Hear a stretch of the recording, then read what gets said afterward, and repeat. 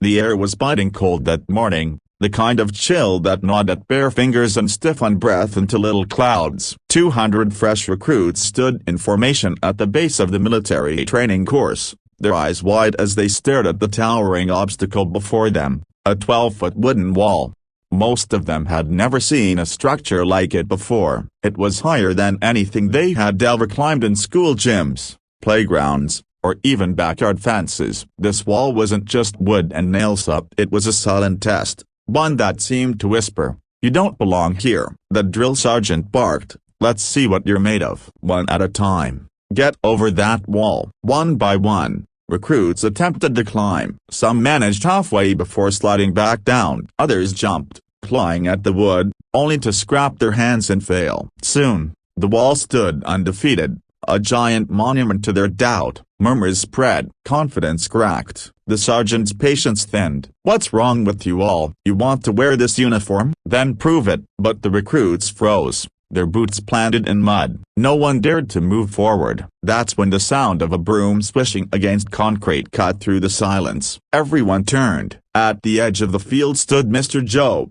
the janitor, 60, maybe 70 years old. A wiry man with graying stubble, a faded cap, and hands calloused from decades of scrubbing floors and fixing pipes. He wasn't part of the training staff. He wasn't the soldier. He was the man who emptied their trash cans and mopped their mess hall floors. And now, he was watching. The recruits shifted awkwardly, embarrassed. The sergeant crossed his arms, smirking. "What's the matter, Joe? You here to show these kids how to sweep?" Mr. Joe didn't answer right away. He walked toward the wall, slow but steady, and leaned his broom against the frame. His eyes traced the obstacle. For a moment, silence fell again. Then he spoke, his voice calm but firm. "You kids think that wall's too high? You're looking at it wrong. It's not a wall. It's just a step. You only lose when you stop trying." Some recruits chuckled under their breath. Others looked away, ashamed. Joe reached into his pocket and pulled out something surprising, an old, worn-out strip of cloth. With steady hands,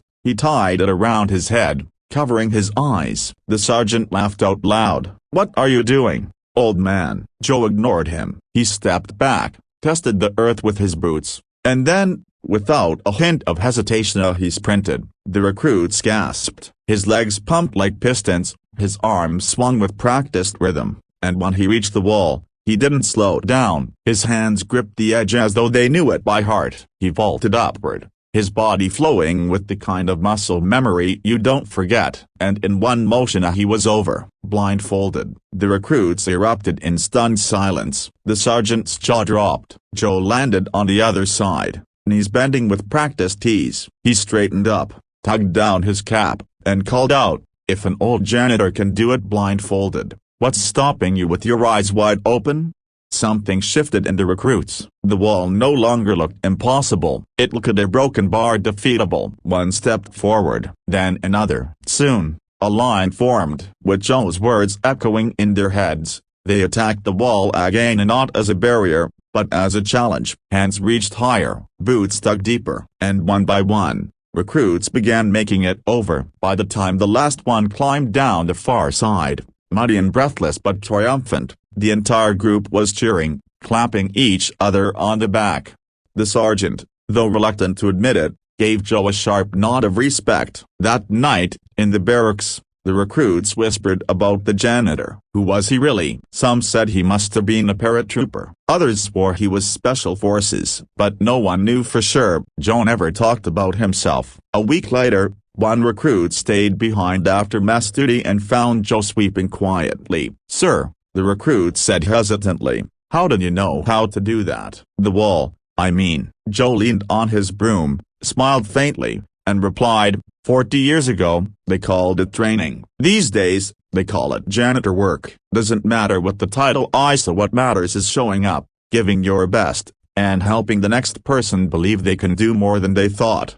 The recruit swallowed hard, realizing something. Joe hadn't vaulted that wall for glory. He'd done it for them. And from that day on, the wall wasn't just wood and nails anymore. It was a reminder that sometimes the people we overlook are the ones sweeping, and the recruits didn't forget that day. The janitor had vaulted a wall blindfolded, But what stuck with them most wasn't the stunt, it was the quiet conviction in his words. A week later, the training grew harsher. Rain pounded the field, mud swallowed boots, tempers frayed. Some recruits thought about quitting. That night, sitting exhausted in the barracks, a voice muttered, "I can't do this. I'm not cut out for it." The others fell silent. Doubt spreads fast in the dark. But before the silence could take root, the door creaked open. Joe entered with a mop and bucket, humming an old tune. He noticed their slumped shoulders and asked gently, "Long day?" Nobody answered, until one recruit blurted, "We'll never make it." "The sergeant's right, we're not strong enough." Joe set his mop aside,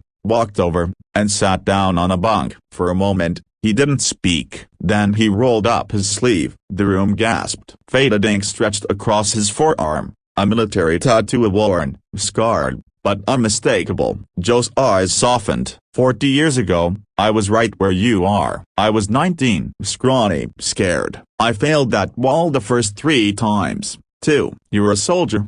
one whispered. Joe nodded slowly. "Special forces, did tours overseas, lost friends, buried brothers, and when I came home, the uniform came off. But the lessons never did." "You know the hardest part of service. It's not the fighting, it's not the training, it's believing you can keep going when every bone in you says quit." The recruits leaned in, every ear straining to catch his words. "Courage," Joe said, tapping his chest, "doesn't live here." He flexed his arm. "It lives here." His hand rested over his heart. Silence hung heavy. Then one recruit, to one of the young guests, asked in a trembling voice, "Why Broken Bar? Why are you just a janitor now? You could be teaching us." Joe smiled faintly. "Because sometimes the world needs teachers in places no one looks for them. You'll learn more from the guy beside you, struggling in the mud, than from any podium. My job isn't to lead the charge anymore, it's to remind you that you can." The recruits never looked at him the same way again. The emotional climax. A month later, graduation loomed. The recruits faced their final test, the full obstacle course, with every grueling challenge stacked back to back. Nerves buzzed like static in the air. Halfway through, disaster struck. One recruit slipped scaling the rope tower. His leg twisted hard, and he collapsed in the mud, groaning in pain. The sergeant blew his whistle, ready to pull him out. But the team hesitated. If they left him behind, the whole squad would fail. They froze until Joe's voice thundered from the sidelines. "Don't you dare leave him." Every head turned. The janitor stood there, not sweeping, not hiding, but commanding. "You want to be soldiers?" he shouted. "Then you move as one. You rise together, or you fall together. Now go." Something sparked. The recruits rushed back, lifted their injured brother onto their shoulders, and pressed on. Mud soaked them, sweat blinded them, muscles screamed, but they refused to quit. At the final wall of the same 12-foot monster they once feared, that they formed a human chain. One by one, they hoisted each other up, pulling, pushing, refusing to let anyone be left behind. And when the last man was hauled over, the one with the injured leg, the recruits erupted in raw, victorious cheers. The sergeant stood stunned, eyes wide. He had seen discipline before, he had seen strength, but what he saw that day was something rarer, unbreakable unity. And behind them, smiling quietly with his broom in hand, was Joe. The ending. Graduation day arrived. Rows of recruits stood tall, their uniforms sharp, their heads high. Families cheered from the stands. The commanding officer gave medals, shook hands, praised courage. But when the applause died down, the recruits did something unexpected. They turned Azonia toward the back row, where Joe stood in his faded coveralls, watching with pride. And 200 new soldiers saluted a Broken Bar, the janitor. Tears welled in Joe's eyes. He hadn't wanted recognition, but in that moment, he knew his quiet lessons had become their strength.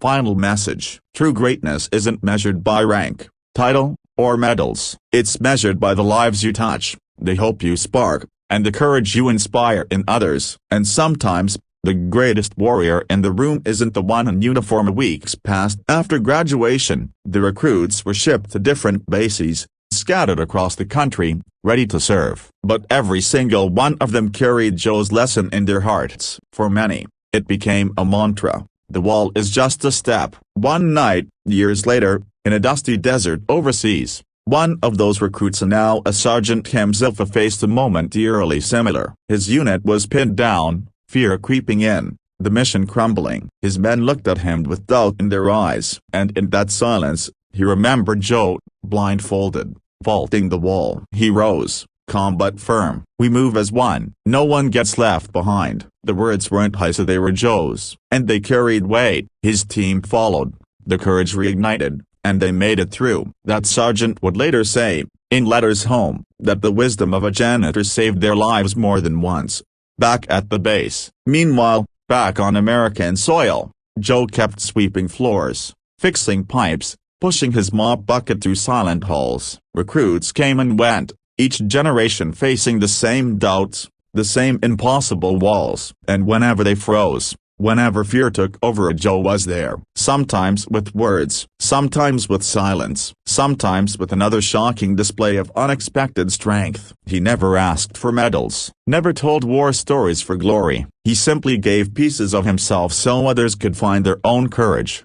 The twist: Joe's secret. One winter morning, years later, Joe didn't show up for work. The recruits noticed. The sergeant noticed. They checked the small maintenance shed where Joe kept his tools. And pinned to the wall, yellowed with age, was a framed photograph. It showed a much younger man in uniform, lean, sharp-eyed, decorated with ribbons. The nameplate was clear: Captain Joseph Hale, Special Forces. Beneath it, a note in Joe's own handwriting: "You don't stop serving when you hang up the uniform. You serve until your last breath, in whatever way the world needs." The recruits stood in silence. Suddenly, the janitor wasn't just a man who mopped floors. He was a soldier who had never stopped fighting for others, even if his battlefield was now a hallway, a broom his weapon of choice. The legacy. Years rolled on. Those recruits became officers, parents, mentors, and when their children or soldiers faced impossible challenges, they told the same story. "Once, 200 of us froze at a wall, and the man who taught us to climb a broken bar was the janitor." And in every retelling, Joe's quiet heroism lived on, not in stone statues or history books, but in the beating hearts of those he inspired. Closing words. In the end, the message is clear. Heroes don't always stand on podiums. They don't always wear shiny uniforms. Sometimes, the ones who change us most are the ones we least expect, the ones sweeping in the background, carrying silent scars, waiting for the moment we need their light. And when they show us the why a broken bar, the walls in our lives stop being barriers, they become steps. The one holding a broom. They carry the greatest lessons of courage.